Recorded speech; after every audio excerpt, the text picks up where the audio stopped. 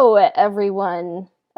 We are so excited to be talking about Attack of the Clones from a hero's journey perspective today, and we are lovingly not just copying, we are cloning the Hero's Journey Mm. podcast, and we will take down these prequel episodes once they cover them themselves. So, yeah.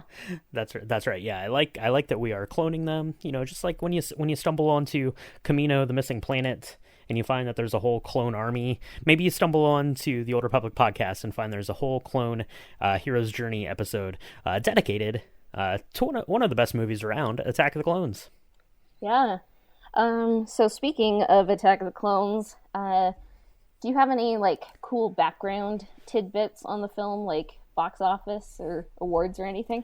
Yeah, absolutely. So, Attack of the Clones was the second of the prequel trilogy. It was released in May the 16th, 2002, written and directed, of course, by George Lucas, and we're introduced to Hayden Christensen as playing our teenage version of Anakin Skywalker here.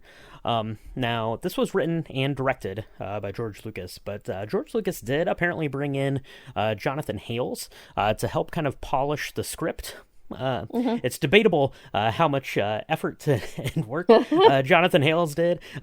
But Jonathan had been doing some writing for the Young Indiana Jones Chronicles, which kind of makes some sense because Attack of the Clones definitely has more of this kind of like teenage angsty love story vibe to it. So maybe that was in Jonathan Hale's wheelhouse as far as writing goes and script writing goes. I'm not 100% sure, but kind of a co-writer there. Attack of the Clones was nominated for one Academy Award for Best Visual Effects, but it did not Yeah. win. Do you know what it lost to, Cassia? Was it Spider-Man 2?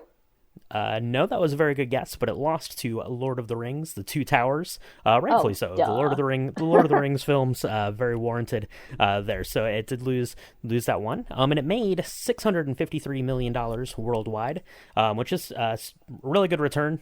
But it does make it's the lowest grossing of the prequel films, but $653 million is not too shabby.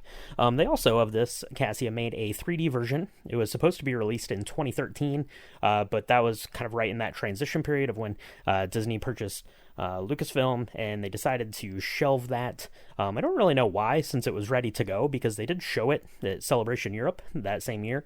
So I don't know. I think my tinfoil hat theory is that 2013 was the same year that Frozen came out, and I think that they didn't want any competition for Frozen. I think they wanted to see how high Frozen could go. I just am so sad because I would have seen that in theaters in 3D. Like, I think 3D could have only improved the love story, So I'm sad Uh, about that. That's right. We could all hate sand in the third dimension. That's where it would have been at for sure. No, but that Coruscant chase, that would have been amazing in 3D. I think the Geonosis arena would have been pretty fun in 3D. Seeing Yoda. the creatures there, Yoda flipping around in 3D. Yeah, Attack of the Clones was ripe for 3D. So hopefully we'll get those again someday. I think they were all made, to be honest. I guess I'll find out when I do some research for Revenge of the Sith. But maybe we'll get to see those again at some point. It's hard to say. They could do a cute thing like for episode 3, like episode 3D, Ooh, Like yeah, that's a missed opportunity. Um, absolutely. yeah, so also the fun part about this podcast is like sometimes I'm like, "Hey Brian, you should watch this documentary. Hey Brian, you should watch this movie," or like, "Hey Brian, you should read this article," or like, "Hey Brian, you should read this book." Like I think I've made you read like Mhm. a lot of books. You should like count them sometimes. But That's right. I'll so make a Goodreads of just books that I've had to read for the podcast. That's true. 21 books like um but like why I bring that up is like cuz I've made you read the Star Wars heresies, Hmm. interpreting the themes, symbols and philosophies of episodes 1, 2 and 3 by Paul F. McDonald. We've been I had fun reading it. Maybe you're like, this is like homework and not in a fun way, but Well, I Yeah. mean, on one hand, it is like homework, but it is in a fun way because it's about Star Wars and it's about the prequel trilogy, which is really fun to dissect on kind of an analytical level, which is what we're doing here with our hero's journey kind of episodes and about our heresies episodes. So this book has been great to read and great to discuss. And you should, by the time you're listening to this, we should already have the heresies episode out about the Phantom Menace. So look for one of those coming for Attack of the Clones next. Yeah. And if anyone knows how to get a hold of the author, we'd love to have him on the podcast if he wants to. And looking forward to our, I guess, not heresies episodes, maybe like palette episodes for Mm. the original trilogy. I was kind of like looking for a book that was kind of like a little bit different just for contrast because the original trilogy has been covered a lot. Mm-hmm. So there's kind of a more recent book called The Story Palette, The Structure of Star Wars, the Original Trilogy, a scene-by-scene approach by Daniel and Blair. So it's a little bit, it's almost too easy to read. It's kind of a different book than The Heresies for sure, but when we cover the original trilogy, I think that's the way we'll go. And we're still looking for a good sequel trilogy book. So, yeah. Yeah, definitely. If you have any good books in mind or things that you think we'd be interested in, definitely let us know either on social medias or Discord or comment on the video down here because we'd like to see it. We like looking into these stories and, like I said, breaking them down a little bit more analytically and a little bit more thoughtfully. So if you have some good resources, we would love to hear it. Yeah. And then not only are we a Star Wars podcast, we're mostly known for like being a KOTOR Star Wars podcast. So how does Attack of the Clones link to KOTOR? What links did you see? So again, same with the Phantom Menace. I didn't see a ton of links here between the two. Kind of the big one I think is right at the end when you have all of the Jedi battling, in that Geonosis arena. It's kind of like this glimpse of, the Jedi all coming together as, this group of the Jedi Order coming together to fight, and that's something we kind of see, themes of and instances of in Knights of the Old Republic and kind of that Old Republic timeline. The other kind of more real world link is these KOTOR released just the following year after Attack of the Clones. So definitely kind of some ties there in the storytelling. I think took some kind of some lessons from the story that George Lucas was telling in telling the BioWare story of Knights of the Old Republic. Yeah, for sure. I did miss one for a link to KOTOR in our Phantom Menace episode. Double-bladed lightsabers. There you go. Those were in the KOTOR games, and they first had their appearance. I think Exar Kun wielded one. It was a double-bladed blue lightsaber. So that's a cool link to KOTOR. Mm-hmm.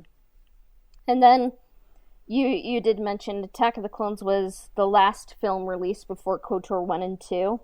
So that was kind of on the mind, and I kind of noticed that, like, with Bastila in KOTOR 1, you kind of don't know if she's a knight or a Padawan, and Attack of the Clones is kind of what clarified like the different steps of like a Jedi apprenticeship, Mm-hmm. like the steps to becoming like a knight and a master.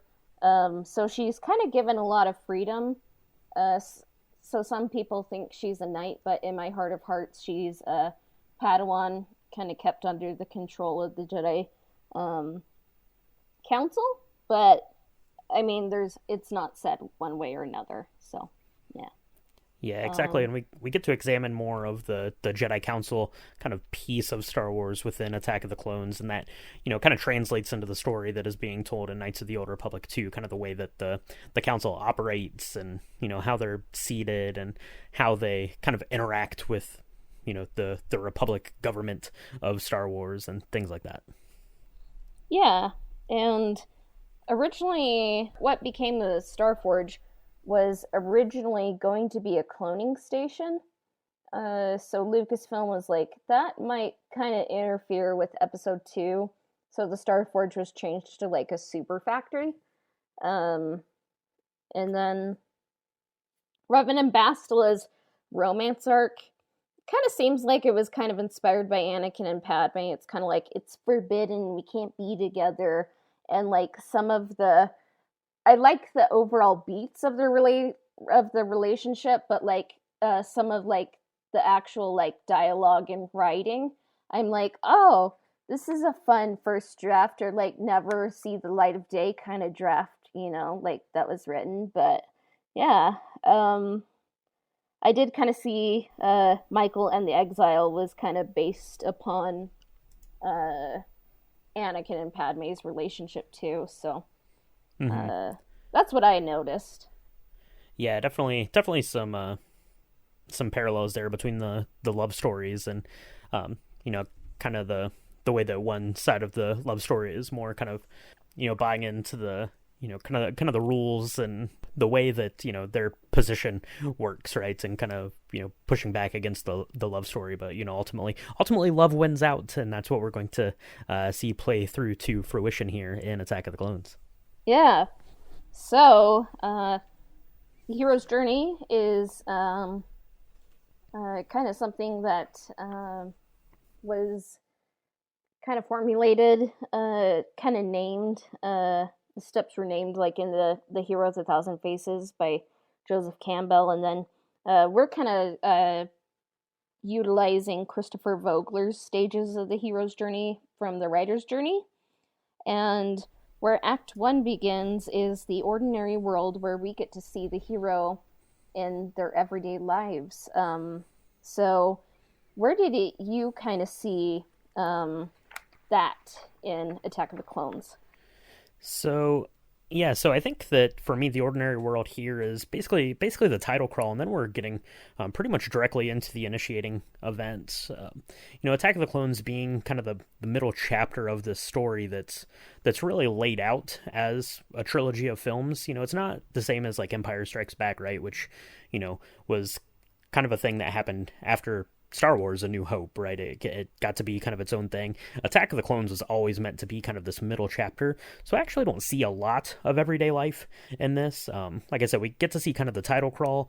We see the ship with Padme and crew flying down into Coruscant, and then there's the explosion there on the ship, right? The assassination attempt, and we go into Palpatine's office, and they're talking about that, where he's suggesting that Obi-Wan takes the assignment of protecting Queen Amidala. But I don't think kind of the hero of the story, and which I really think there are two. I don't think we really actually see them kind of in their everyday life, so to speak. I guess you could make the argument that protecting Padme is kind of their everyday life, at least up through to the first or to kind of that next assassination attempt with Zam Wessel. But yeah, I think really for me, I think it's basically just the crawl, and then we're into the call to adventure. But what about you? Yeah, so you're probably going to hear me. I took many notes, so you're probably going to hear like a lot of like paper noises and stuff in this episode. But I wrote down the opening crawl and Coruscant pre-assassination attempt, so we have like 10 seconds of the ordinary world. Mm-hmm. Yep. Yeah. Not very long. Like I said, it is running right through kind of the everyday life because, like I said, it was set up as a sequel, right? We've already seen kind of the ordinary life in the first film, but if you're just looking at it, at the lens of, the writer's journey, in this film, Attack of the Clones as a standalone thing, yeah, just the title crawl for me. Yeah, so the title crawl feels very kind of pre-Civil War, like even the CIS. Confederacy of Independent Systems kind of makes you kind of think of, like the American Confederacy or whatever it was, but yeah, so we have the title crawl, and then the call to adventure is the initiating incident of the story, and I saw that as the first assassination attempt, like where Corday dies, and it just brings to mind like how it should have ended, where it's like Corday's like, I failed you, Senator. It's like, actually you did exactly what you're supposed to do. Right. Yeah, and then everyone just leaves the little landing pad and just leaves her there. I was like, ah, come on, you guys. Aw. But yeah, that's definitely the call to adventure, kind of in my eyes too. But I actually see it kind of as twofold. So that's kind of the call to adventure, but we don't really kind of initiates Obi-Wan and Anakin into the call for adventure from that. So that explosion happens, and then Palpatine, quote unquote, suggests Obi-Wan to take the assignment of guarding Padme, right, as being kind of the bodyguard figure here, because he wants to get Anakin and Padme together, presumably.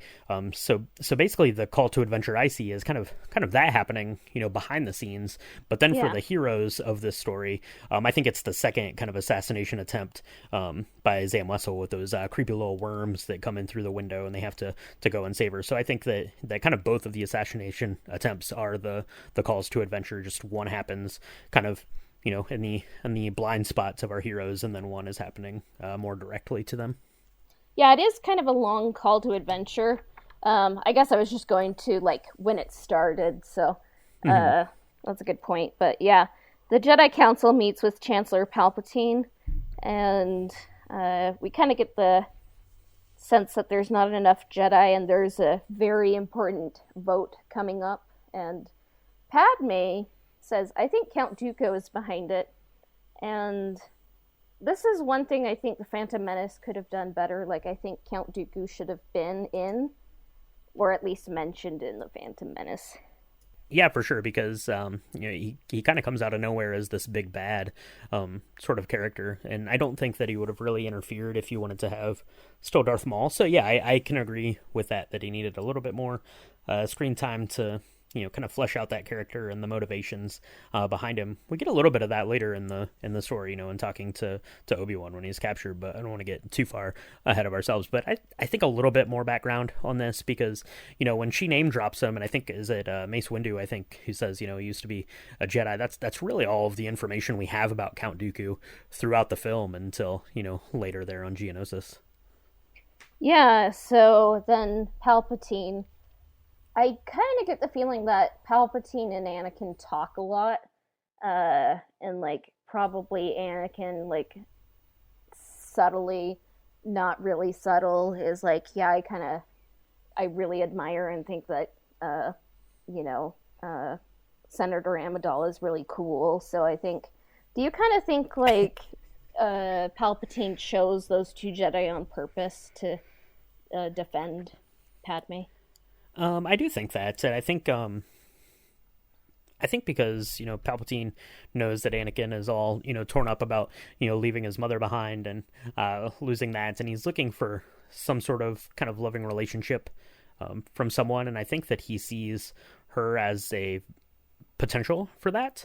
It almost kind of backfires, because I think she is kind of the big barrier to his call to adventure here, but I think that he's definitely kind of putting them in the room together, I guess, so to speak, to see what happens, I guess. It's so interesting, like, just Palpatine, man, just interfering and overextending, I think.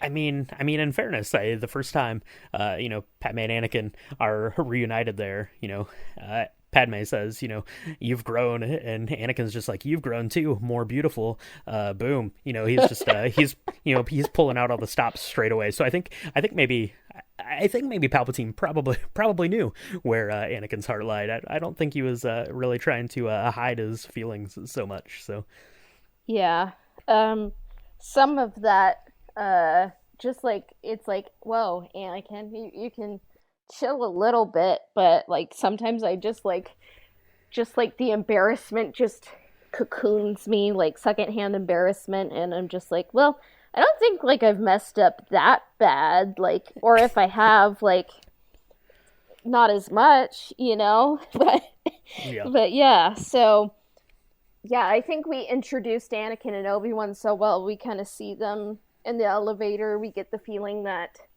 Anakin kind of sees his master Obi-Wan kind of like a father, but he's kind of like a stern father, and they kind of get, I think Obi-Wan kind of wants to keep things more like brotherly through like Qui-Gon, but what do you think? Yeah, definitely. I mean, you get that really good kind of interaction there a couple of times, and Anakin, is saying, that you're the closest thing I have to a father and stuff like that. But you don't ever really get the feeling that Obi-Wan, is kind of on that same emotional level. Like he's always, kind of viewing Anakin as a brother, and obviously we get to that in Revenge of the Sith, which we'll talk about. So I don't want to get far ahead into that, but yeah, I think he's really Anakin is just desperate to find somewhere to put this kind of love and familial love at someone, right? He's left his mother. He doesn't have anyone. Qui-Gon was struck down, so here we are at the beginning of Attack of the Clones, and you see him kind of lashing out with that love towards Obi-Wan, and lashing out that love towards Padme, just desperate for someone to kind of accept that and take it in. And I think that's kind of the crux of Anakin's journey in the second story is really just finding somewhere to place that love. Yeah, that's a really good point. And we've kind of talked a bit about the Star Wars ring theory on the podcast, and Attack of the Clones mirrors with Empire Strikes Back probably the strongest for me.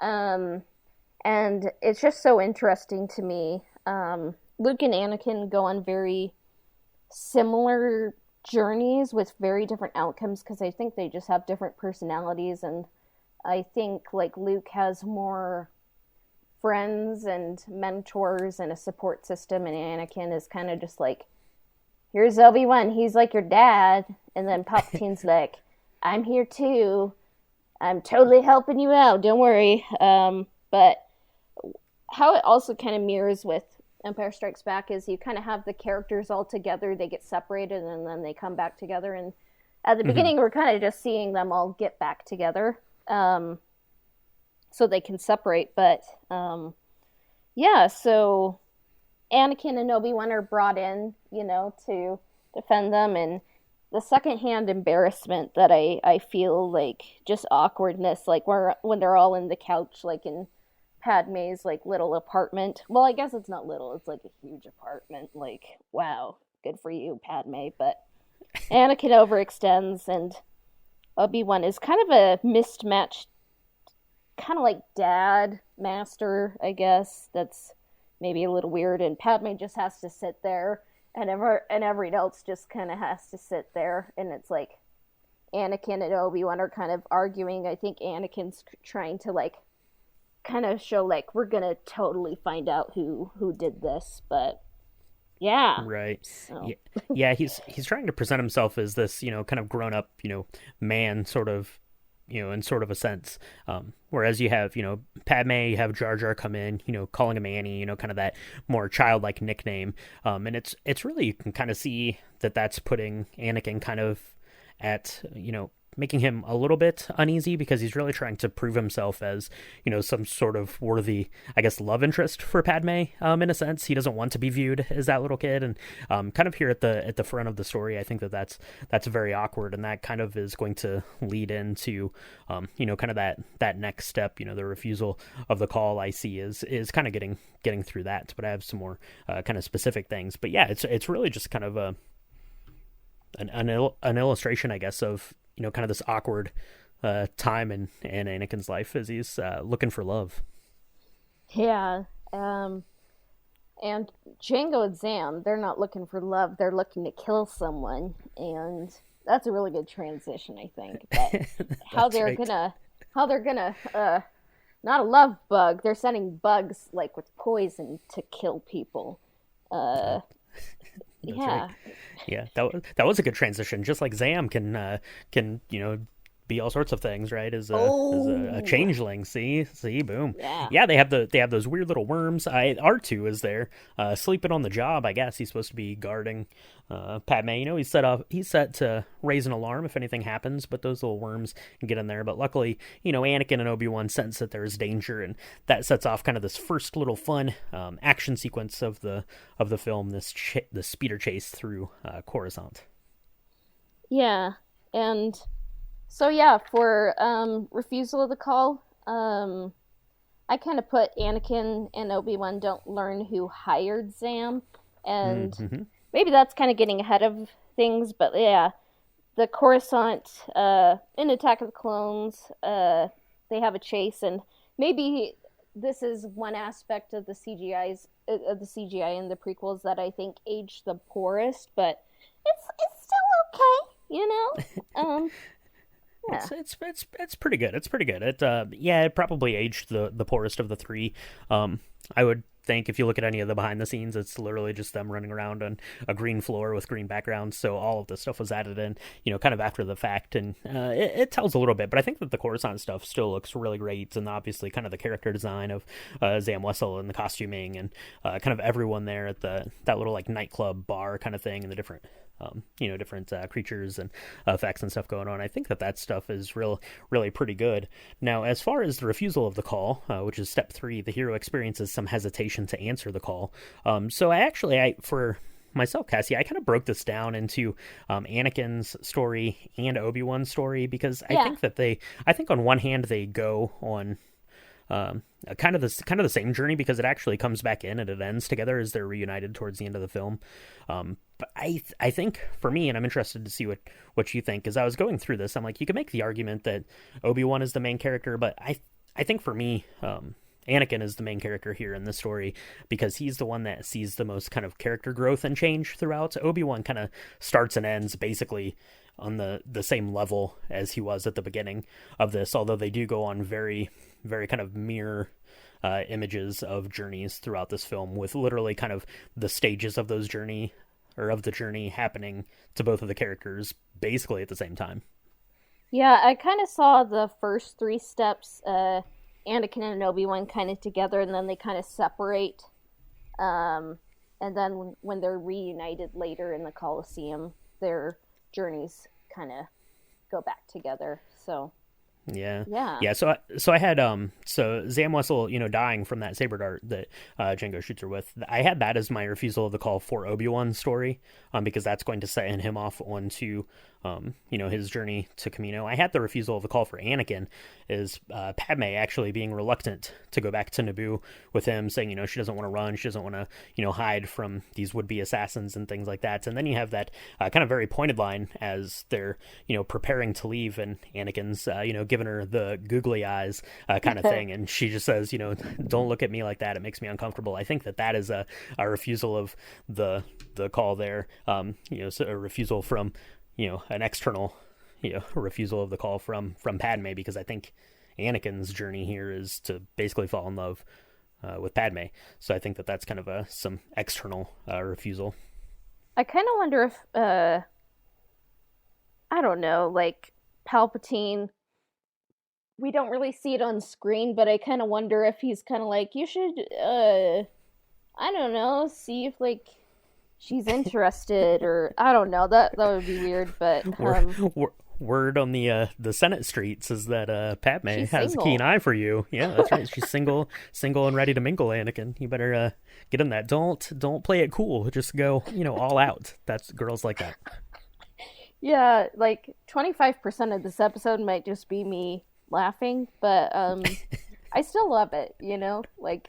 It's probably the Star Wars film I've seen the most, just like because of like how old I was. So, but yeah, so I kind of saw the meeting with the mentor, and that as the hero gains the supplies, knowledge, and confidence needed to commence the adventure. I think Anakin has confidence, and I kind of saw like this is where the separation is. Like Anakin, you see him with Palpatine. And Palpatine's kind of just filling him with ego. And Anakin, he's kind of turned into like an Achilles in the Iliad. I say that a lot. But for me, I think that's true. Like Palpatine and Anakin, that dynamic is not great. Qui-Gon's gone. That's really sad. So it shows where his arrogance is coming from. And then we kind of see Obi-Wan kind of talk to Yoda and Mace Windu, and we get to see that dynamic. We kind of like Kenobi is like, Anakin's unready, and he's kind of like he has an ego, and then Yoda, I think, kind of like to Obi-Wan's face without Obi-Wan realizing it. And it's like, yeah, like some of even the wiser and more experienced ones are kind of like that too. So some nice Yoda shade there, I think. That's great. That's great.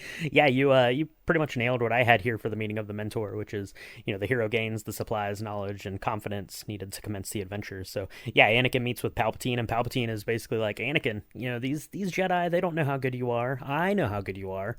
Just go and prove it. Right? It gives him all this kind of false confidence, and that he has all these capabilities that maybe he doesn't have. Palpatine knows he can kind of fly off the handle at any moment, and he's kind of planting those seeds there. Anakin also meets with Obi-Wan just really briefly, kind of on that transport. They don't really have much of an interaction other than Obi-Wan tells him, may the Force be with you, before they get sent on the way. So that's an actual meeting with his actual mentor, but it doesn't really gleam a lot from that. On the flip side of that, you had Obi-Wan, nailed it there, talking to Yoda and the younglings there trying to find the missing planet. But I also had Dex as a mentor here for Obi-Wan, is able to, give him the knowledge of where that Camino dart came from, and, that they're cloners and stuff like that. So I had Dex as a mentor for Obi-Wan here in this section as well. Oh, that's good. That's a good thing. I guess I kind of missed that, but Dex does kind of help Obi-Wan get to Camino, so maybe, yeah, I might like put Obi-Wan and Dex too. So that's a good point you brought up. But then we kind of get to the crossing of the first threshold, and I kind of put like Anakin and Padme going to Naboo, Obi-Wan kind of getting on his journey to figure out like what Camino is, where he needs to go, and kind of going to Camino. Mm-hmm. Yeah, I had the same exact ones here. So crossing the first threshold, the hero commits wholeheartedly to the adventure. Yeah, I said for Anakin, it was getting onto the transport ship with Padme to travel to Naboo, and they're finally able to kind of spend some time, just the two of them. We've not seen them really alone so far in the film. So that was kind of the first threshold for Anakin in this love story section. Right, was to basically get himself in front of Padme, alone, so he could, dazzle her with his sweet, smooth lines and things like that. And then, Obi-Wan is, getting to Camino to, finding this missing planet, that, as it were. So yeah, definitely the first threshold there for our two heroes. Yeah, and kind of like at the end of Act 1, it kind of seems like where the Phantom Menace was kind of a little bit more of a hero's journey adventure, Episode 2 is kind of more of a genre film. It's kind of like a detective noir film. Mm-hmm. So we kind of see Obi-Wan investigating, and then we kind of see like the relationship side with Anakin and Padme. Yeah, that's right. Yeah, Anakin, makes it to Naboo, and they have kind of their their time together in the lake country of Naboo, which looks very lovely. You have Obi-Wan makes it to Camino, and we're seeing this, kind of watery, stormy world with all of this, clean, white lines. We're seeing the cloning facility. We're meeting the Kaminoans and stuff like that. So really, they're kind of definitely very separate at this point, right?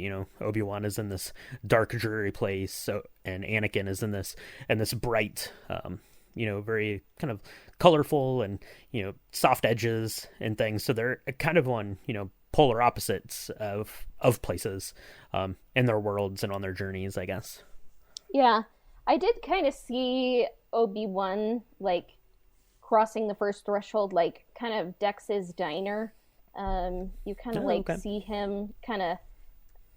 He learned a little bit from Qui-Gon, and talking to Dex, like, you kind of would be like, does this person, can we trust him? Would he know stuff? But kind of brings to mind a quote that I don't really know the source of, but every person that you meet knows something you don't. Learn from them, Mm-hmm, mm-hmm. Yeah, and I think maybe you could even, quite literally see Obi-Wan's crossing the first threshold as, him walking through the door into the Camino facility. I think it's just kind of as pointed as that for him, for sure. Yeah, and I like how Dex, too, kind of points out the difference between knowledge versus wisdom. Mm-hmm. There's a lot that the Jedi have kind of forgotten. When you kind of go to the Jedi archives that are inspired by the Trinity College Library in Dublin, Ireland, the librarian, Joe Castanew, says, if an item does not appear in our records, it does not exist. And it's like, that's a little, I don't know, that's assuming a whole lot, you know? And it kind of shows the pride of the Jedi. Like, pride comes before a fall, you know? So. Right. Yeah. Yeah, and a lot of real world parallels there too, right? I mean, as far as learning and what's available in your library, right? Is that all of the knowledge? Does that mean that's all that's happened, or is that from a certain point of view? So definitely some real world parallels there to Jocasta Nu and kind of that that Jedi hubris that we learn about later on in the saga for sure. But I do kind of like I really like that interaction with Yoda and the younglings there, where he just kind of lays it out, right? To be logical, just because something, doesn't exist in a book in the library doesn't mean that, your logic can't help you find this missing planet, Obi-Wan. Yeah, there's a difference between intelligence, emotional intelligence, and street smarts, and wisdom. And I kind of had a little bit of Yoda and the younglings, like, as a mentor moment, too, for Obi-Wan. Because it's like, from the mouths of children, like, the truth comes, and it's like, oh wow, maybe someone deleted it from the library, like, who would have thought? But that's right. Yeah, but they literally have a star map, and I'm like, cool, this makes KOTOR canon. So, yeah, that's right. Yeah, that was our actual tie to KOTOR. We completely missed that. Yeah, but yeah, we kind of see Anakin and Padme's, like, love story kind of begin, and I actually think there's a great quote that Anakin says, and maybe if he would have just, like, maybe cooled his jets a bit and kind of just say more things like, attachment is forbidden, possession is forbidden, compassion, which I would define as unconditional love, is central to a Jedi's life. Like, that's a good definition. It's kind of like agape, which is a Greek word that kind of means charity, like, so yeah. What do you think of their love story? Yeah, I think it's I think it's a very sort of this kind of more traditional, like, courting type of a thing. You have Anakin as basically playing the bodyguard role for Padme, which puts them together quite a lot, and they're going to kind of to her home and to the lake country of Naboo, a place where she's grown up and can feel very safe and very comfortable and very familiar with the surroundings. And at that point he's getting to see her kind of in her her natural like safe space, right? This is her home, this is where she's from, and he's getting to see her kind of thrive and flourish in this. We've seen Padme, several times in a lot of, different costumes and things like that. And there's a lot of, kind of stark colors, right? Like whites and blacks and reds and things like that. And then you get into Lake Country and she's wearing kind of this more like softer, like flowing, I don't know, it's like yellow, I think, kind of dress with her hair up and stuff like that. So I think that, for her, it's a time for her to kind of be vulnerable and open up to Anakin in the way that he's been, hoping would happen, kind of throughout this thing, right? To not see her as a senator, but as, more of kind of this, quote unquote, like, real life person that he can have some sort of relationship with. So that's kind of how I see, kind of that courtship, going here through this section, and they're able to spend more time together and, kind of see, that other side of each other, right? Anakin has that line that you just gave, which is a very mature line, for, someone that's Anakin's age, the kind of this teenager who's been clumsily been like, you're beautiful, and I'm gonna look at you weird and all this stuff, to have kind of something with a little bit more depth to himself. I think Padme sees that and can kind of latch onto it as, okay, maybe he's not just this little kid from Tatooine. Maybe he does have something to offer intellectually to me, which I would assume is something that Padme is interested in. So Yeah. So their love story is kind of like falls under Test Allies and Enemies, which is the hero explores the special world, faces trial, and makes friends and enemies. Anakin's step in this is kind of like love and dreams in Naboo, and Obi-Wan, I'm kind of just like Camino. Yeah, but they land on Naboo, Anakin and Padme, and there's a Lawrence of Arabia-esque shot, so that automatically makes Attack of the Clones, 5 stars. That's right. And if you are gonna fall in love in the Lake Country of Italy, Lake Como. It was also used in Casino Royale, so. That's right. Yeah, it is a beautiful place of the real world. It's a beautiful place of the Star Wars world. And yeah, we're getting into that step 6, the Test Allies and Enemies. The hero explores the special world, faces trial, and makes friends and enemies. And yeah, that's what we got going on here, I think. Yeah, and then Kenobi, it's like he ends up finding Camino, and he gets there, and he's like, I'm expected? And you're kind of like, I'm expected, but these kind of like, I haven't seen Strange Encounters of a Third Kind, but do the Kaminoans kind of look like those aliens?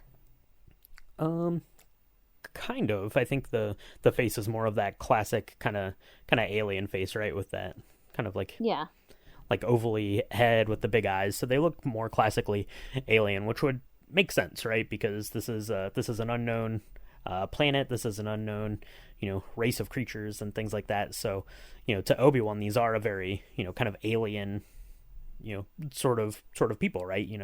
In the Star Wars world, you're used to dealing with, aliens and, people from, all corners of the galaxy. But this is the first time we're ever seeing them. It's the first time, Obi-Wan is ever seeing them. So I think that they purposefully were designed to look a little bit more kind of that classic alien sort of sense.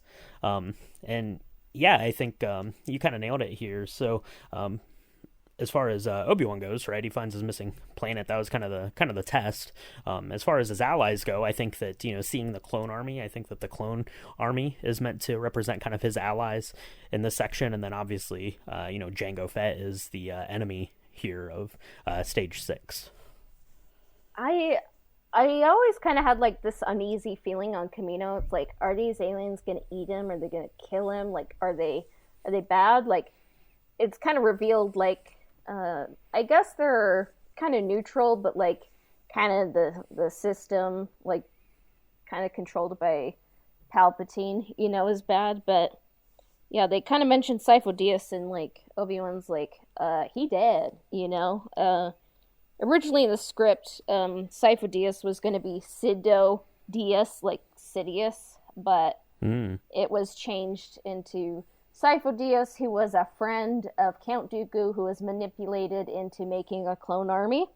There's an SNL skit on that, so it's not clear in the prequel trilogy, but they wanted to just focus on Anakin's story and fall in Revenge of the Sith.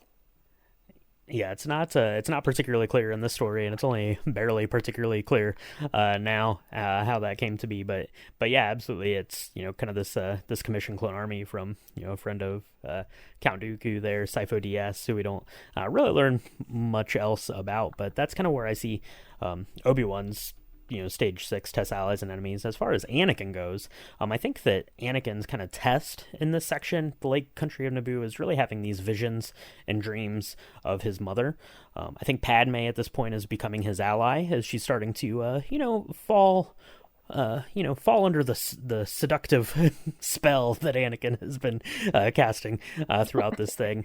I think you can make the argument that the Tusken Raiders are the enemies here at this, as they travel then together to Tatooine. But I think really kind of the enemy here for Anakin is really himself in the way that he's dealing he kind of emotionally with this turmoil that's inside of him. So I don't really see the Tusken Raiders as the enemies, even though they had captured his mother and causes him to go and take out that entire village. I think that the real enemy here in this section for Anakin is himself, as he's coming to grips with, what he's done, what he's capable of doing, and why that's bad and why he shouldn't be doing it. Yeah. Do you know what I just realized? What is that? So at the end of Act 1, we were so under the spell of Attack of the Clones, we forgot to have our coffee caffeine break. So should we just kind of go back into Dex's Diner and get some brown liquid with caffeine in it? Absolutely, we should. We just love Attack of the Clones so much that we kind of just dove in, like, with all of our hearts to discuss it, but... That's right. We went headfirst into Attack of the Clones, just like Anakin went headfirst into how much he loved Padme right from the start. Yeah. So it was really kind of like a planned thing, but so Brian, what have you been watching, reading, playing, or doing in your downtime? Yeah, so I've been doing a little bit of stuff. I'm a little bit behind on some of my TV series, but I did finish 2, so I got through the series finales for Succession and Ted Lasso. They were both excellent. Highly recommend. The finale for Ted Lasso was pretty much perfect. I really liked the conclusion to Succession. That was really well done as well, so definitely give both of those a watch. I've been hitting up some concerts lately. I've made it up to Ohio for a concert festival and got to see a bunch of bands, and then I was just in Chicago to see the Yeah Yeah Yeahs, which is one of my favorite bands. It was kind of a bucket list concert for me to see them, and they went on tour. We had some friends in Chicago area, so we're like, let's go up, we'll see them, we'll see some friends, it'll be a good time. So I was just up in Chicago, and then been out to the movie theater a couple times. Went and saw The Little Mermaid live action remake, was really good, and getting ready to go see Across the Spider-Verse tomorrow. So that's what I'm going to be doing in my downtime tomorrow. But what have you been getting up to? Cassia, you been watching anything good or reading anything good?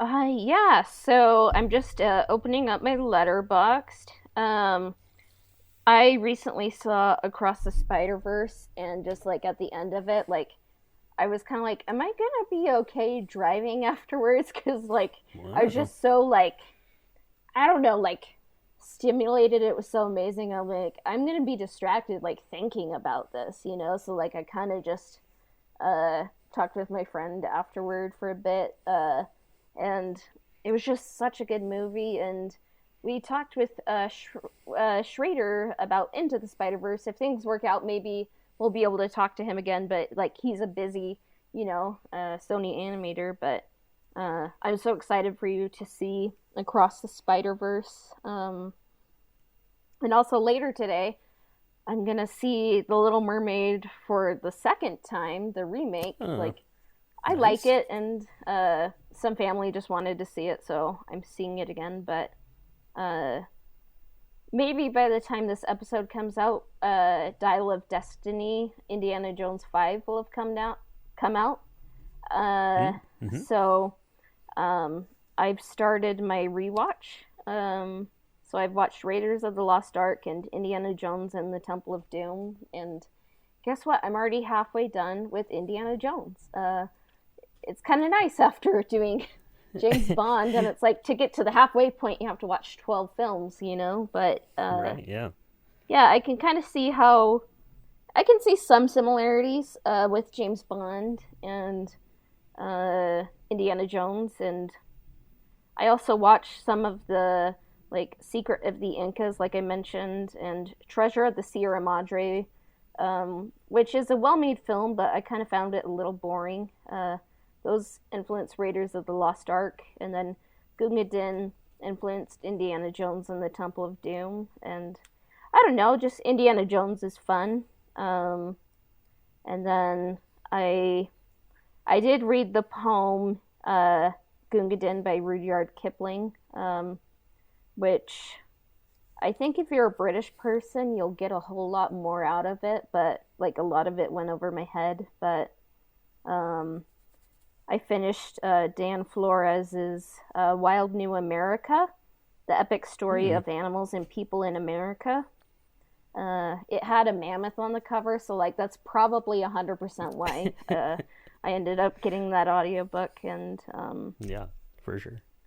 yeah, and 2 years ago I listened to Austin Kleon's like creativity trilogy, like Steal Like an Artist, Show Your Work, Keep Going. The first time I listened to it, like I was not in a good place in my life, but it was a good trilogy, and kind of re-listening to it now, I'm kind of like, oh, things are a little bit better now, and it's easier to create, and I still got stuff out of it. So yeah. Yeah, that's awesome. That's awesome. Yeah, it's always good to have a good outlet for your creativity. And yeah, I've seen just on the Discord and following along what you've been kind of reading and watching. It seems like you're tapping into a lot of good creative outlets, which is pretty great. And Yeah. I'm getting ready to start to finish up, I guess, my Indiana Jones rewatch. I watched Raiders of the Lost Ark and Temple of Doom not too long ago, so I'm probably going to pick up and watch Last Crusade and Yeah. the Crystal Skull here sometime probably this week, and getting ready for Dial of Destiny. So definitely looking forward to that. I'm going to have to take a look at my calendar and see when I'm going to be able to get out to see that one, because it's coming out that 4th of July weekend. So got to see what the schedule looks like, but definitely very excited to get out and see that too. Yeah. So maybe I will take my Mexican Coca-Cola that I put coconut creamer in. One of these days Ooh. I'll have to force you to try it, but maybe I'll get a to-go container from Dex's Diner, and we can go back to the rainy planet of Camino. Are you ready for that? I am ready for it. Yeah, get our pie, boxed up and ready to go, Dex. We're on our way back out to continue our journey. Yeah. So we kind of see Django and Boba Fett, and we're kind of like, that's the bounty hunter. He has a clone son, and the clone troopers are kind of looking like stormtroopers. And meanwhile, on Naboo, we have a picnic by a waterfall. Padme is giving off some mixed signals. She's like, "Oh, okay, I'll flirt with you, I'll kiss you," but like, no, and like, okay. And then there's that famous meme where Anakin, I think he's advocating for a dictatorship, so not a good look, but yeah. That's right. He just kind of laughs it off. No big deal. Dictatorships are fine. They're fun to make light of. When you're courting your would be love interest. Yeah. So yeah, that's what we have going on in Naboo.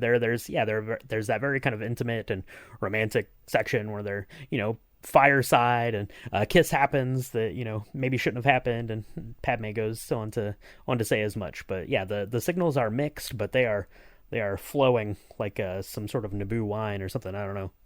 Yeah. Yeah, like, so they have a dinner, and there's a pear, and Anakin like floats it in the air. It's kind of like, ooh, it's an apple. Obi-Wan, like, who is Skywalker's, I guess, like, Sky Daddy, kind of like God, like, it's kind of like they're Adam and Eve, and Obi-Wan is like God, like they're on Naboo, which is kind of like Eden, like, It's like maybe they shouldn't be doing this, but what's interesting is like when they're talking by the fire later, like there's a fire behind them. It kind of reminds me a bit like of Mustafar, and maybe it's just me projecting more onto this scene, but Lucas designed her dress. It's dark, it's tight, like there's a choker on her neck, and I'm kind of just like, did he kind of like, I don't know, maybe plan that? Like, so it's like there's a fire behind her, and it's like the choker, it's tight, like she's kind of consumed by darkness, but yeah.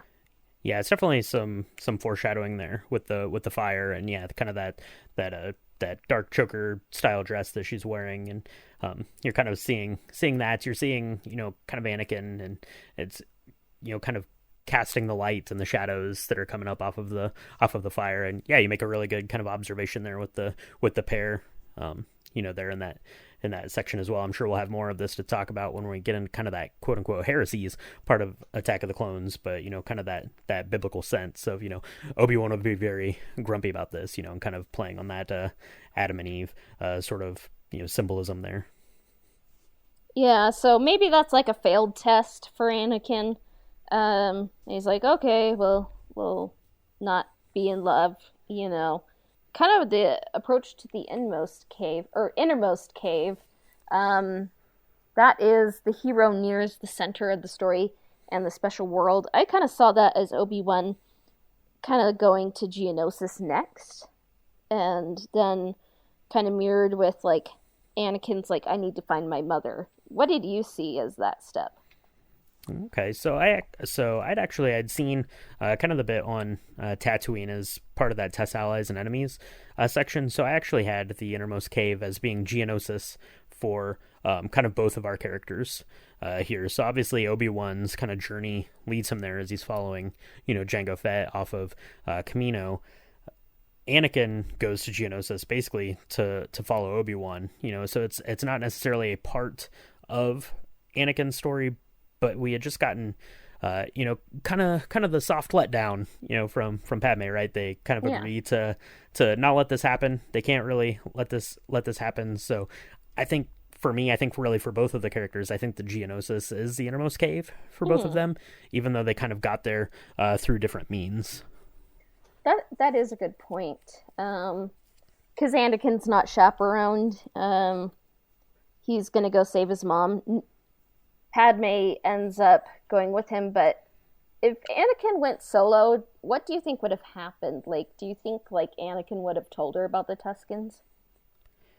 Um, I don't know. I think maybe because I think that he would have needed to have kind of let that off of his chest at some point. And stepping back from Attack of the Clones, we know that he must have told Palpatine that at some point. But I feel like he must have had reason to do that because um, even with her on Tatooine, there wasn't any real reason that he would have had to have told her other than felt the need to kind of confide in her. Yeah. Which we talked on our kind of mental health journey that we just had. With when Ian came on just a couple episodes back, that maybe that should have been more of a red flag for Padme than it was, Yeah. but yeah, I think that he probably would have told her at some point because he really, views her as this loving, kind of, put up on a pedestal, kind of, love interest, of course, but kind of this motherly figure, that he holds in very high esteem. So I think that he would have felt compelled to confess that to her, whether she would have been there or not. Yeah. That is a good point. But when Anakin is kind of telling Padme on Naboo about his dreams and saying like I have to go, there is a cool CGI cloudscape where you kind of see like the clouds in balance, like light and dark, like it's kind of like a yin and yang. I think I got that right, but if not, just let me know and I'll correct that. But I guess that's kind of a good point that like maybe Tatooine falls under Step Six: Test Allies and Enemies. It's just kind of hard when we kind of have two heroes and main character, and like they're on different planets. Like, so that's a good point. Jango and Obi-Wan kind of fight in the rain, and then Obi-Wan is trying to follow Jango to the to Geonosis, and like kind of goes through that asteroid field too. That's right. Yeah, you get the best sound in Star Wars, that sonic boom Ooh, that happens, and you get to see some good pilot dogfight kind of section there in the asteroid field, which is pretty fun. But yeah, eventually Obi-Wan ends up on Geonosis and sees that all of the separatists are there, sees that Count Dooku is there, everyone is kind of there, and some secret meetings are being held, but ends up having to send a message out to Anakin, who he learns is on Tatooine. Not supposed to be on Tatooine, Anakin. You're supposed to be in Naboo. So he doesn't know why he's there, but basically sends the signal to him so he can relay it back to the Jedi Council. It didn't have good cell service on Geonosis there, so that is what lures Anakin to, like, as I said, I see as kind of the innermost cave for Anakin as well as we get into kind of the crux of the story. But that's what really reunites our heroes there is they both get to Geonosis. yeah.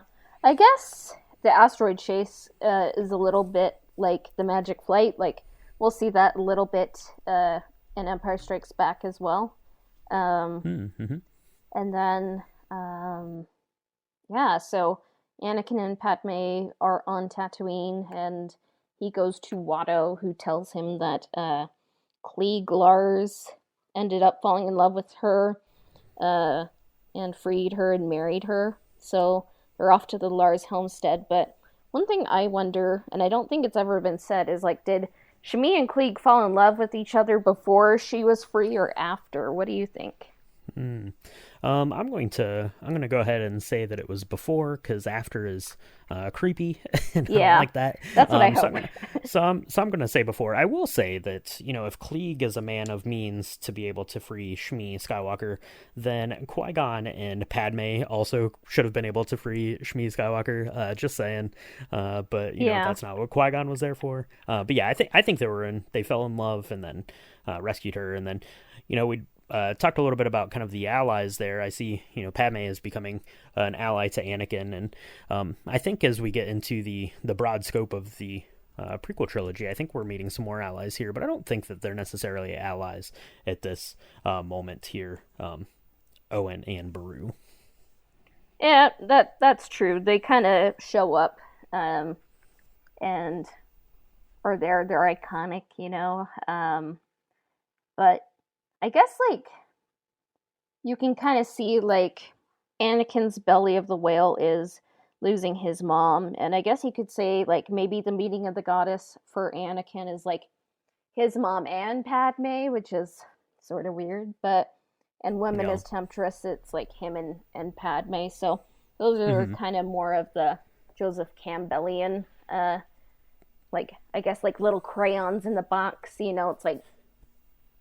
It's like they're both the hero's journey, but like I think like it's kind of like where maybe Chris Vogler's it's kind of like a 12 set crayon kit, but like if you have the Joseph Campbell one, it's more like 36, it's like you have like all these different crayon colors to shade the story with, so it's interesting. Right. Yeah. Yeah, and because Anakin's story is a love story, you could almost make the case that kind of his innermost cave is really kind of any time from the time they step on that transport until, kind of the Geonosis arena when, his love is finally confirmed. Like any part of that could probably be Anakin's innermost cave. But yeah, I still think that it's kind of Geonosis as where we're going next before that confirmation of love can happen. Yeah. Um so the this kind of instance kind of reminds me of the Searchers, and like what Anakin ends up doing isn't like heroic, so he leaves from the Lars homestead. He tells Padme he's going to go find his mom, who was taken, abducted by the Tusken Raiders, and you kind of see Anakin on a speeder, with Duel of the Fates in the background. And while that's happening, we do kind of see Obi-Wan on Geonosis. Like, the interiors on Geonosis, I'm like, this kind of reminds me of Barcelona, even though I've never been to Mm. Barcelona. Like, I want to Hmm. go to Hmm. there. And Obi-Wan kind of hears their plan. And do you know what I think Obi-Wan should have done? He should have just gotten in his ship, started leaving, and called the Jedi while he was on the ship. But I guess he didn't think about that. That's right. Yeah, don't text and drive, but Obi-Wan could have, yeah, He has definitely a gotten in he his has an ship R2 unit or and something. flown back. He could have, yeah, he could have made contact there. Yeah, because what was Obi-Wan going to do? There are like 10 million of these people. Yeah, get out of there, Obi-Wan. You're going to get yourself caught, and that is exactly what happens. But yeah, I think choices were made. They were bad choices, and they lead us, I think, into into the ordeal for our characters here. Yeah. So Anakin leaps down into the Tusken camp, uh, and that moment kind of reminds me of Gustav Dore's like uh, engravings, like in Paradise Lost and Paradise Mm-hmm. Regained and stuff. Like he's kind of like a fallen angel, but we see Shimmy die in Anakin's arms.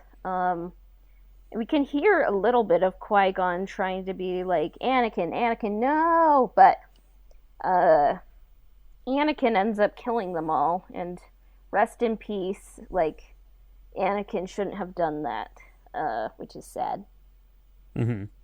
Yeah, it's interesting because you get that kind of Qui Gon. line there, but the way that the transition works is you don't know if Anakin is hearing that or if Yoda is hearing that, as he's disturbing, or as he's sensing kind of this disturbance in the Force. So it's a little ambiguous there as to who Qui-Gon is actually saying that to, or if anyone. That's pretty interesting there to think about. Whether at least in the films that we're seeing, if Qui-Gon had any continual influence over Anakin's behaviors or was privy to what was happening. Yeah. Rewatching the film from the hero's journey lens, I kind of saw that Yoda is much more present than I thought. So that's interesting. And then it's kind of like Anakin only really had his mother when he was a child, like he was a slave.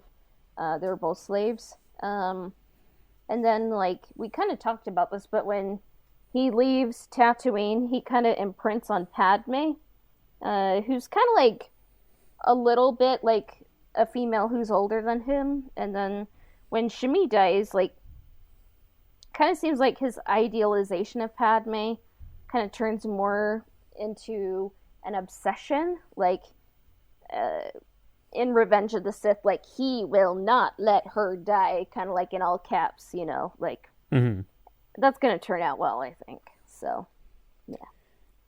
Yeah, and he tells her basically as much at the, Lars Homestead there, where he's going through his, his lines about, he was always, good at fixing things, and that was simpler, and, that he would never let anything like that ever happen again. So definitely some more foreshadowing here for what we're going to get, as we carry on the story of Anakin Skywalker throughout the saga, But yeah, definitely is kind of imprinted on her, and I think that, as much as he was, in love and infatuated with Padme, like it basically gets dialed up to 11 here at this point for him.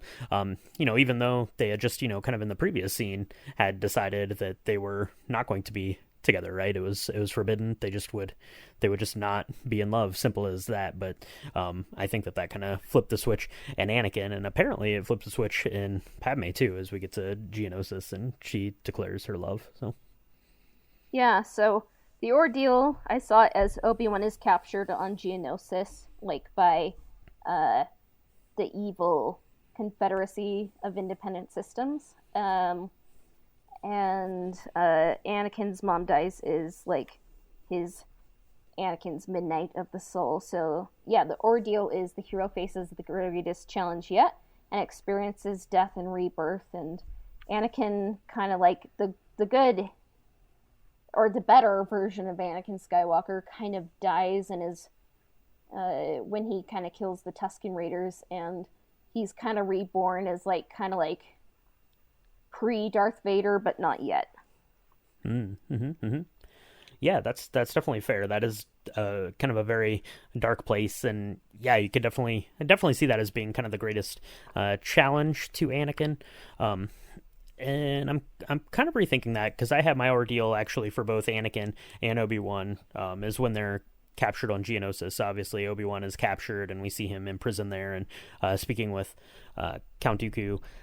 Anakin, captured in the droid factory after losing his lightsaber, gets cut in half again. Obi-Wan is going to be not very happy about that. Captured and also sentenced to death. So I saw the ordeal for Anakin and Obi-Wan as being sentenced to death in Geonosis. Interesting. Yeah. Yeah. Because I just don't see quite Anakin and Obi-Wan's kind of journeys quite as that, but it's always fun to kind of go through this and kind of see where we differ, where we are similar. So there's no one right way to Star Wars, it's all fun. Yeah, so back on Coruscant, Palpatine kind of manipulates Jar Jar to be like, oh, if only Senator Amidala were here. If only someone would do what needs to be done, But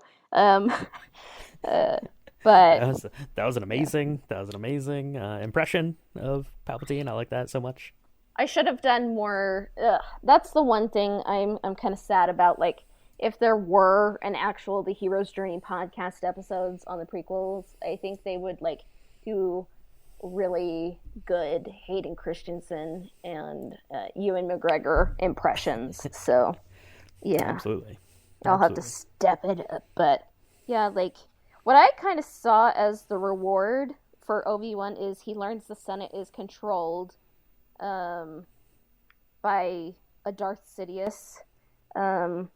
Like when Obi-Wan and Count Dooku kind of meet, and Obi-Wan is like imprisoned, and Count Dooku talks to him, and he invokes Qui-Gon Jinn.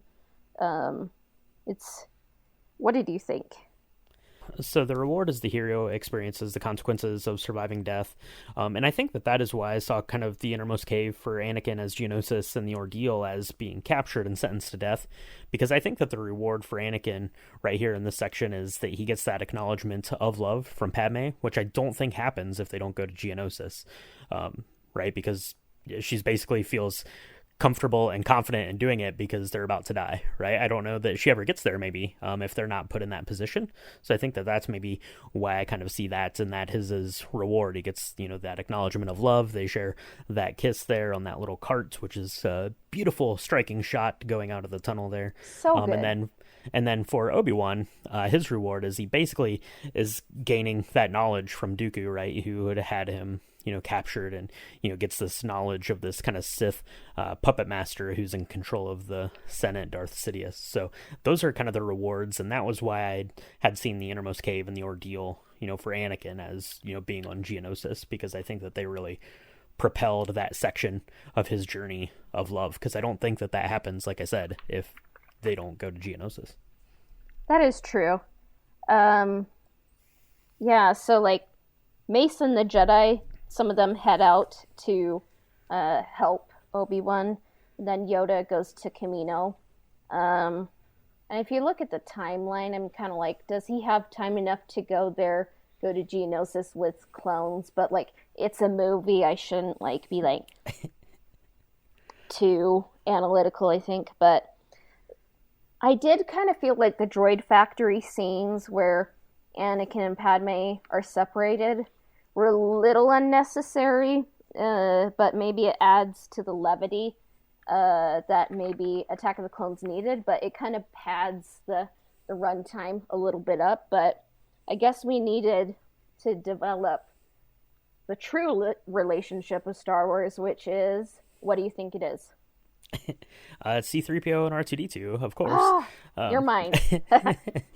So Jedi are forbidden of attachment or of possessions, but apparently Anakin's going to take C-3PO with him when he leaves Tatooine. So that's good. He made him. Have to get him into the Jedi, so it doesn't count. So doesn't count. Has to get him into the rest of the saga. Yeah, and it's kind of this zany little cartoony sketch sort of section, but it's fun enough, and it shows off some good lightsaber skills. It shows kind of the droids there. It shows R2 flying through, saving Padme's life, which is pretty good. So I'm all for any sort of droid action that we get. So yeah, I'm all for that, and then ends up with them being captured, right, with no lightsaber in hand. And bad news, yeah, we mentioned it before. What was Obi-Wan thinking? There's like 10,000 of these Geonosians. Was he going to fight them all? I don't think so.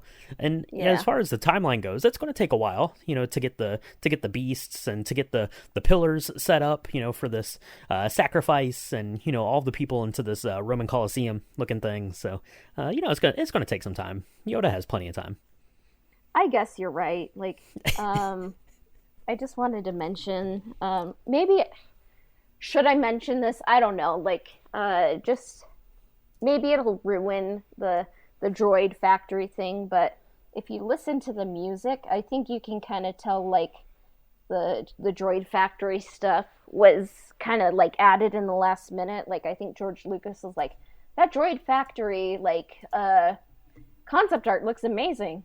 Let's add it to the movie, And like they're like, okay. So they do some reshoots and it's all green screen. There are gifs of like Natalie Portman lost in green screen, and like I think in some of the bonus features, like she's like, this is a mean joke. Like I have to imagine all of this, and it would be hard, And like if you listen to the music, like it's like this is just another version of Yoda's theme. You know, Yoda's Hmm. not here. Yoda is not present. So I think it's just kind of like, it's like, hey, John Williams, I know you're on vacation after finishing Attack of the Clones, but we need more music. And it's like, oh crap, like, okay, Yeah, yeah, for sure. Yeah, it's yeah, it kind of stands out, right? As this bonus section of the movie that you totally could have cut out, and the movie still would have made, you know, perfect sense. But yeah, it's still fun and whimsical, and I think, um, I don't know, maybe you just needed something like that, right? Because we had the dark dreariness of Camino, and you had kind of this love story, so we needed something to rope the kids back in with C-3PO getting his head knocked off and stuff. So yeah. So Obi-Wan is carted off for death in the arena, and then luckily he doesn't have to die alone. Because in the Petranki arena, we see Anakin and Padme are going to be carted off, and like you mentioned, like um, it's a beautiful silhouette. Like it's kind of like Anakin looks like a groom, she looks like a bride. Like I love, and there was like a nice gladiator influence. So I kind of saw this as the end of Act Two. Like the reward for Anakin and Padme is like they won't die alone, and Anakin and Padme love each other. that's right, love and love and love. Obi-Wan gets some knowledge, and then I think there's an external reward too. It's kind of the film as a whole, in that we get the clone army coming in. So I think that is a reward for the Jedi, and kind of for the overarching story of Attack of the Clones, as we get the clone army here to come into action. So Okay, so that's the end of Act Two, and we are not gonna miss our bevy break. So we're gonna take a quick break and have our mocktail and cocktail, and we'll be back soon. Go and find her. Where are you going, Master? For a drink?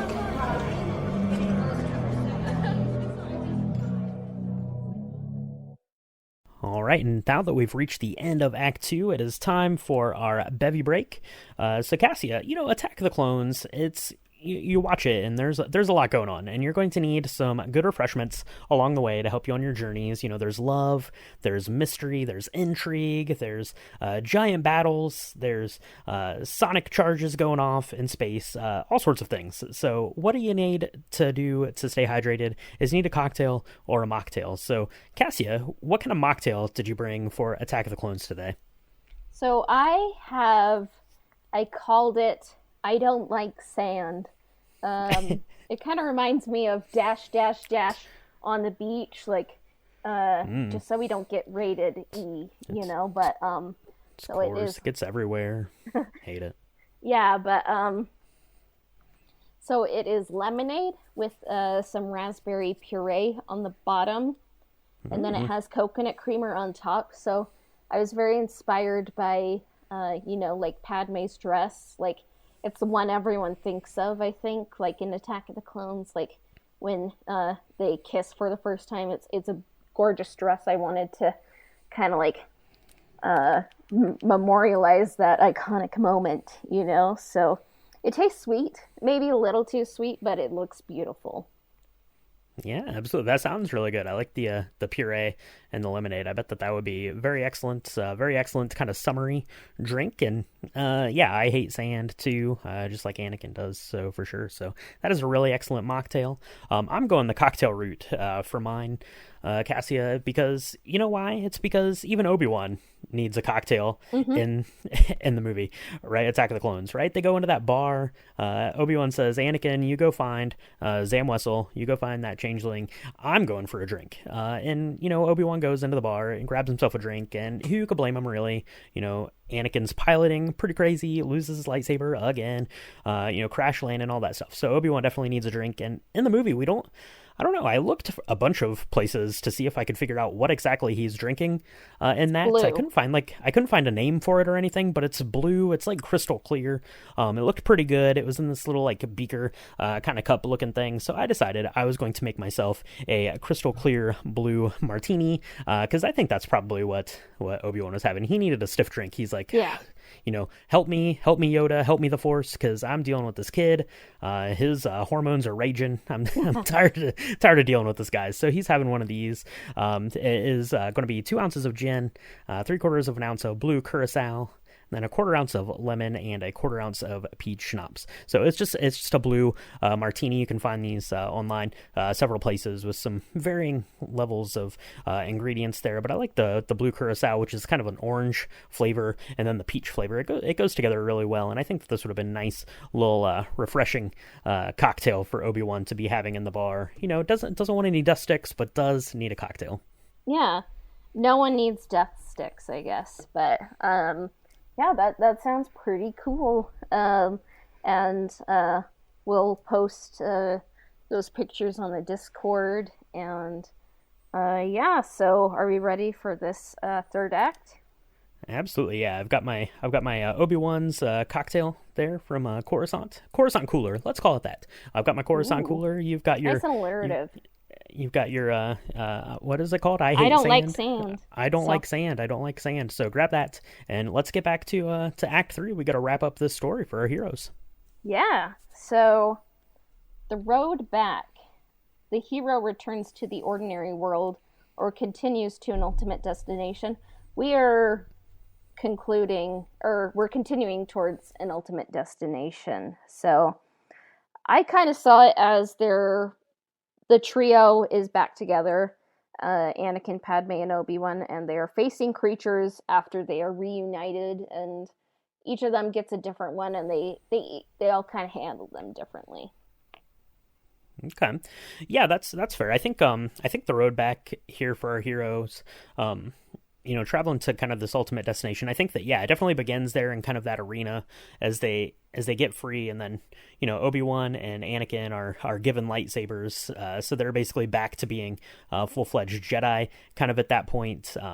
Padme has taken things into her own hands, has a blaster, she's blasting away, and I think that the actual road for me then is when they, climb aboard that ship and they are off in hot pursuit of Count Dooku, and I think that it's really grounding for Anakin kind of in the sense, because I think it's a little less for Obi-Wan, because like I mentioned, he doesn't go quite on the same sort of arc of a character journey, but Padme falls out of the ship, or gets knocked out of the ship, and Anakin wants to go save her, and Obi-Wan, splashes cold water in his face and says, you have to focus, you have to, we're on the road back right now, what would Padme do in this situation? And I think that kind of grounds him back into his ordinary world of being, Obi-Wan's Padawan.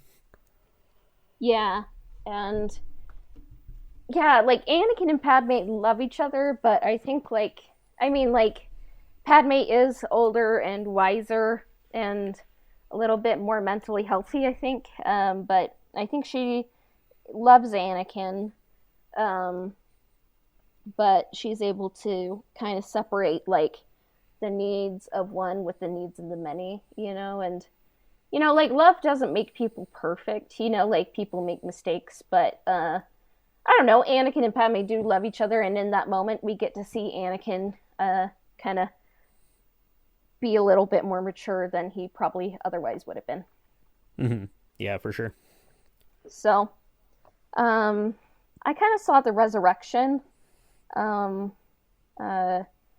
do see the initial Jedi come, and we see a fight in the arena, but they're just outnumbered with all of these battle droids, so the resurrection is the hero experiences a final moment of death and rebirth, so they are pure when they re-enter the ordinary world. I kind of saw that as the clones coming with Yoda to save the day.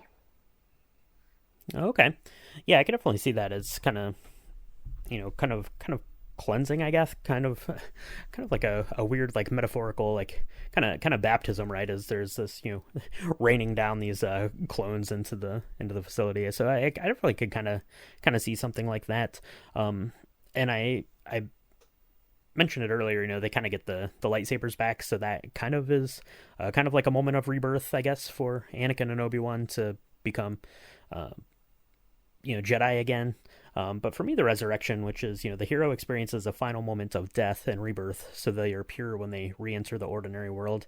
Mm-hmm. I'm kind of changing my mind. Maybe I do think that it's in the battle arena, but I had here that it was, kind of that final confrontation with Count Dooku, whereas Anakin, gets, struck down, gets his arm cut off. Obi-Wan, gets struck down, and there's, laying helpless on the floor, and Yoda has to come in and save them. Basically, rebirthing them back into, the characters that we're going to see going into the Clone Wars. So that was kind of what I saw as the resurrection. It was just a little bit further down the road once they're confronting Count Dooku as kind of that final kind of, closest to death that our characters get here. Yeah. Yeah, sometimes it's hard to, like, I don't know. It's like maybe like long instances and scenes can be like steps of the hero's journey rather than like one thing. I guess I kind of veer more on the precise side of things, but sometimes I'm just like, for these 40 minutes, they're this step. But yeah, like the Clone Wars, Attack of the Clones is a long movie, and like there's a lot going on. I pity the people like who for some reason just don't like this film, But Yeah. do you want to hear something that like could have made this film even more crazy? What would that be? Order 66 almost happened in this film. Ooh, that would have been a lot going on. Yeah. Scenes were filmed. Like, can you imagine though, like what Star Wars would look like if that had happened? Like, it boggles the mind, but they're like, just in case, like Ben Burt, I believe, was the second unit director or assistant director or whatever, some kind of director, and he filmed the clones killing some of the Jedi generals, and it's like, wow. That's what Attack of the Clones was going to be, was Order 66, but I'm so glad that it didn't happen then, because then it gives us the Clone Wars, like, we got the comics, the TV show, we got Ahsoka, so, yeah. Yeah, for sure. Yeah, that would have been really, really rushed, right? And I mean, the Clone Wars straying a little bit away from Attack of the Clones here, but is kind of born out of that line from A New Hope. So yeah, so to have it basically start and end in the same film would have been pretty crazy. That would have been a lot of stuff to pack in. Anakin would have even had to have put his foot on the gas a little bit harder to get Padme to fall in love with him so quick. Yeah. Originally, there were some treatments that Anakin and Padme could have been married in episode 2, like in the middle, and conceived Luke and Leia in the halfway point of the script, and then Anakin would have turned to the dark side and left Padme in Attack of the Clones. It could have been so much more overstuffed. I'm just like, it boggles my mind, and I'm so glad, like, we didn't get, like, 3 Thanksgivings all at once. So Yeah, that would have been bananas for sure. Yeah. For sure. But yeah, I do like thinking of the resurrection is when they get the lightsabers back, because that kind of like I said, brings them back whole to being Jedi again after losing their having Yeah. the lightsaber destroyed and having it taken away. But yeah, I see the resurrection here kind of as that final moment of death is Count Dooku, right? They're basically there laying on the ground ready to be struck down, and then Yoda comes in as kind of the savior character for our heroes to get them back into their ordinary world. yeah, it kind of seems like Count Dooku and Obi-Wan and Anakin fight maybe a little bit just to have like a grand lightsaber fight, but what is interesting is like how Obi-Wan and Anakin fight Dooku right now is like how they fight against the dark side. Like Anakin rushes into it and fails, and Obi-Wan like he is a little bit more composed. He isn't killed by it, but like he just can't defeat Dooku. But like then Yoda comes in, and you just kind of see these two masters of the Force. And Count Dooku gets away, but Anakin and Obi-Wan survived, and I think like Padme pretty much like kisses Anakin in front of like Yoda and Obi-Wan, and they're just looking away, and it's a very secret relationship. So There's nothing to see here. Yeah, there's clones around. She rushes in. Yeah, she took over as like general of the clone army. As soon as she falls out of that, they come get her, and then she's like, all right, I'm in charge again. So I like that. Very take charge, Padme, I believe. But yeah, this is all secret love affair going on, because next step I think is for our characters to go off and get married. Yeah, so return with the elixir. The hero returns with something to improve the ordinary world, and oh boy, does Anakin and Padme's marriage like improve the ordinary world for the galaxy. But yeah, they get married. That's what I put for step 12. And then Obi-Wan and the Jedi have an army of clones to lead, like begun the Clone Wars has. But we get a lot of hints, like maybe this isn't a good thing.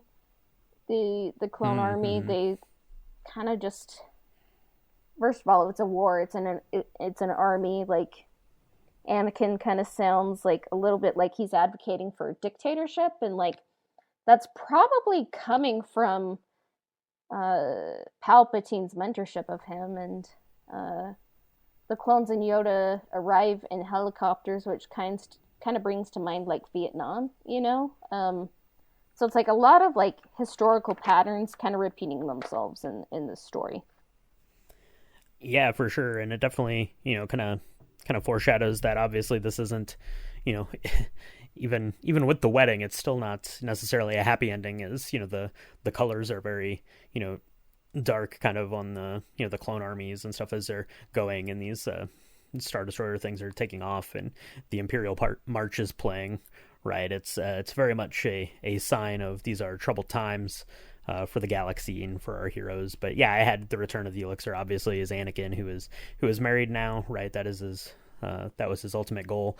Kind of his journey on this was to fall in love with Padme and be with her, and that's what's happening there. You see them, her taking his new cyborg hand, which is kind of foreshadowing as well. We'll see. And then, Obi-Wan is returning, with the clones, obviously, but I think his elixir was, I guess, the knowledge of, this Darth Sidious that is leading the Senate, even though the Jedi don't really believe him fully, or at least they don't seem to be that intent on acting upon any of that here at this moment. So they both get their kind of just reward for the story that was told. But it, unfortunately, being the darker middle chapter of this trilogy, it doesn't really lead to any sort of fruition to the greater galaxy. Yeah. And like you say, Anakin and Padme are marriaged. Across the Stars plays a great song, but before the credits, we kind of don't really hear how the song concludes, like if it's major or minor, before the credits roll. So it's like, this could end badly, and, Revenge of the Sith happens. But I think who's happiest at the end of this is the Emperor. It's going as he had planned, and Count Dooku says the boy has begun. So he's kind of like initiated into darkness. Yep. Yeah, absolutely. You have that kind of that closing scene there before you get the little snippets of the wedding and the clone troopers. We get Count Dooku there talking to Sidious, and basically saying that it's okay. Your plan is afoot. So yeah, the real victor here, the real elixir, I guess, is for Darth Sidious, Palpatine, to have his plan in motion. Yeah. So that was Attack of the Clones from a hero's journey perspective, and it was so much fun, and I can't wait to tackle Revenge of the Sith, even though I feel like I am unworthy, to cover it. I love it so much. So come on now, if you're worthy to talk about Attack of the Clones, definitely worthy to talk about Revenge of the Sith. So before we sign off, I just wanted to you'd said, Cassie, I think at the top you mentioned it, or you've at least told me a couple of times, that this is probably your most watched Star Wars film. So just just before we sign off, do we want to each kind of go through just our history with this film? When we saw it, kind of the first time, and what we thought about it then, and how it's continued to be full of love. I guess I don't know. Yeah. So yeah, that reminds me. There's also a mini game we're gonna just do briefly, but like Attack of the Clones. I was in grade school when this baby came out, and I was kind of like not allowed to see like the Lord of the Rings when it first came out. Not for a while too, but I just love Star Wars so much. Like, and everyone's kind of like, "Oh, Phantom Menace is stupid," Like when Attack of the Clones came out, like it didn't get a lot of love, but I was just like. I remember, like, for a giveaway at school, like, I got a Sam Wessel puzzle and a Mace Windu puzzle. Nice. Yeah, so DVDs were easier to use. I didn't have the Phantom Menace DVD, so it was just easier to play, Attack of the Clones. And, like, I loved the love story, and I thought it was awesome. And, like, I do think, like, Hayden Christensen and Natalie Portman are good actors and actresses, but I just think like maybe what George Lucas was going for just wasn't like kind of like contemporary to like what they had maybe been taught and usually acted as. So like it's just a very kind of like courtly love noir kind of type of love affair, like and like some of the lines are kind of hard to say, but I do love the beats of that love story. But like as a kid, I wasn't really processing that. I just loved it and thought it was really cool. And I also really watched the first two Harry Potters over and over again too. Okay. Yeah, so for me, this is probably it's one of my more least watched, I guess, of the Star Wars films, and not really, any particular reason other than this came out when I was in college, so I didn't have, I guess, maybe the free time to have seen it as much as I would have seen other things. So I might have mentioned it in our Phantom Menace episode. I think I saw that in the theaters 7 or 8 times. I saw Revenge of the Sith, which came out, after I graduated from the year after I graduated from college, 4 or 5 times in the theater. But this one, I think, because I was in college and kind of in the thick of it, I would have been like a sophomore in college. Then, so I think I saw it once at the theater. I actually still have my ticket stub, but like I wasn't into this one as much. Like I don't have any merchandise really from Attack of the Clones, where I have a ton of stuff from Phantom Menace and Revenge of the Sith. So I think it just hit like at a weird time in my life where I wasn't like ready for it or able to fully devote myself to it. Not like Anakin. He was ready to fully devote himself to it. He did. But I wasn't myself. So therefore it just kind of was kind of behind, I guess, from the other Star Wars films, kind of from the get-go. But over the years I've really enjoyed it, and kind of as cheesy and nonsensical as the stuff is, I really like it, and I really like the story of Attack of the Clones in the scheme of Star Wars, especially if you're looking kind of at this first prequel chapter and how it really sets up the Clone Wars and things, which is on one hand, really beneficial to these stories, that it has, all this extra supplemental materials. And maybe that's kind of a negative, that it, took 7 years of Clone Wars to, get that story fleshed out a little bit. But yeah, it's a lot of fun, and I've always liked Attack of the Clones pretty good. So yeah, and wow, this is maybe going to be like one of our longest episodes, like almost 2 hours, but we just love Attack of the Clones so much. Like, that's maybe right. you could even watch this. Maybe it's a little bit longer than Attack of the Clones itself, but one little mini game before we go is we're calling it I Love Love Mini Game Courtly Love Edition. So these are the steps of courtly love, adapted from Barbara W. Tuckman. So I'm just going to say the step, and you're going to identify where you think it took place, and then when you're done, I'll just kind of go through it. Are you ready for that? Oh, okay. Yeah, let's do it. Okay. Attraction to the lady, usually via eyes or a glance. Okay. So if I'm just looking at Attack of the Clones, I think maybe that happens at the end of the Phantom Menace, right? When they're at the parade and Anakin's already giving her looks, little kid Anakin. But definitely that very first line, right? When she says, "Annie, you've grown," and he's like, "Well, you've grown more beautiful." I mean, for a senator. I mean, so definitely that first devotion of attraction. Not an eye glance. Anakin is too smooth for that. He goes full out. Yeah. Worship of the lady from afar. That one is trickier. I think I think it's probably going to be in the elevator there, Anakin and Obi-Wan, and I think Anakin says something along the lines of, he's thought about her like every day or something like that. Yep. Since they've been apart. So worship from afar, check. Yeah. Declaration of passionate devotion. Oh, I think it's going to be I don't know if it's not a declaration. Maybe these are kind of flipped, because this is definitely a glance. Some of them are out of order. He is staring into her soul. They're getting ready to get on that ship, and he is staring her down. He's giving her that look like, I'm in love with you, real bad, lady. Yeah. Sometimes I'm like, did Padme want a panic button?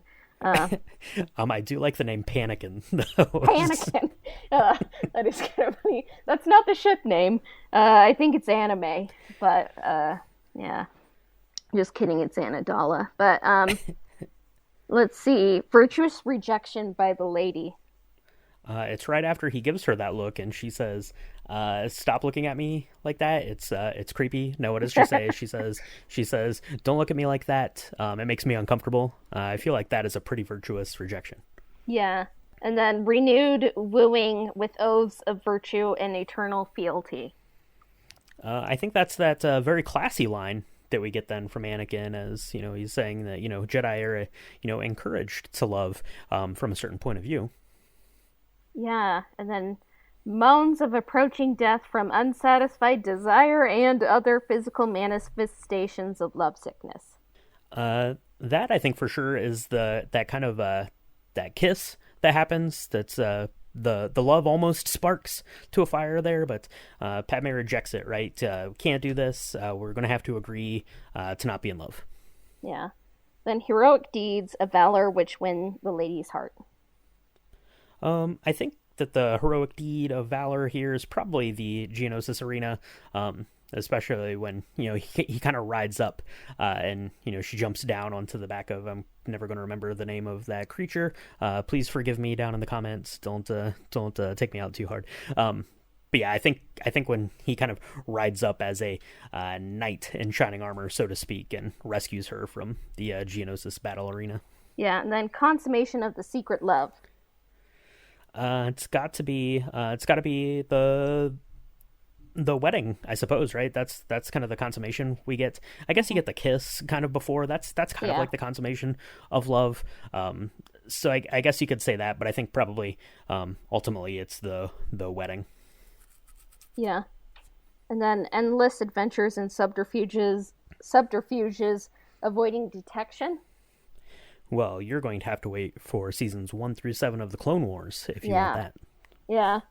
Oh, very good. That was fun, but I guess for me, attraction to the lady usually via eyes or glance. Like, I guess you could even go back to "Are You an Angel?" But at the very beginning, Anakin has no chill. He's just like, "Padme, you've grown beautiful," in front of everyone, and it's just even now, I have third-degree burns from the secondhand embarrassment. And then one thing I did love from the Kenobi series is we kind of don't know where this is happening in the timeline when Anakin and Obi-Wan are fighting on Coruscant, but you kind of see Anakin is looking at Padme's apartment tower.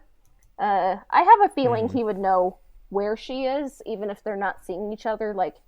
Palpatine's in his life probably telling him, in case you want to keep tabs, that's it, but I kind of liked it because it's he's looking up at her tower like a knight, Declaration of passionate devotion, when is he not? you know? All the time. And then I remember your joke notes. It's like, Anakin, she's not that into you. She's suddenly into you now. Virtuous rejection by the lady. It's probably like every step until she's like, I truly deeply love you. But I kind of saw, I saw the renewed wooing with oaths of virtue and eternal fealty, kind of like as like after the kiss, like the fireside talk, he's like, I'm willing to keep the secret if you are. And moans of approaching death from unsatisfied desire and other physical manifestations of love sickness, like just like him saying like, this is gonna become a scar, like I can't do it, you know, like kind of by the fireside chat. Then heroic deeds of valor, which won the lady's heart. Like he's trying to impress her the whole movie. Like he's like, I'm gonna find who did this to you. I'm gonna save your life. I'm gonna kill these bugs. I'm gonna give you a pair through the force. I'm gonna ride up on this little rhino thing and save you. So, yeah. That's right. Absolutely. Consummation of the secret love. I kind of saw that as like they admit they love each other in Geonosis and then they later marry. And then, yeah, like you said, like Clone Wars seasons 1 through 7, like their secret relationship, endless adventures and subterfuges, avoiding detection. So, yeah.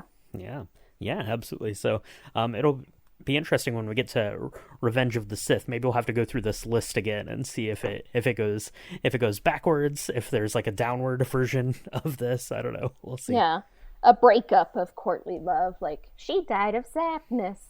Maybe that's a step, but yeah. And did you kind of see any of the Joseph Campbell's hero's journey steps, like that we didn't mention already in the episode? No, I think we kind of highlighted on most of the steps they're not really in addition to the kind of this writer's journey steps that we have from Christopher Vogler. So I think we kind of addressed some of that stuff. But what about you? Was there anything specific that you thought that we kind of glossed over or wanted to bring up? Oh, we did mention kind of the magic flight in the asteroid field. The meeting with the goddesses, I think, like Anakin with his mom and Padme. Women as temptress. Anakin really, really wants to get with Padme. And I guess you could kind of, like, see a little bit of an atonement with the father, with, like, Obi-Wan meeting his grandfather in the Force with Count Dooku. But, yeah, so I think that is it. You know, like, 2-hour episode can never be enough. That's right. There's never enough time in the day to talk about Attack of the Clones, and there's never enough time in the day to talk about the hero's journey.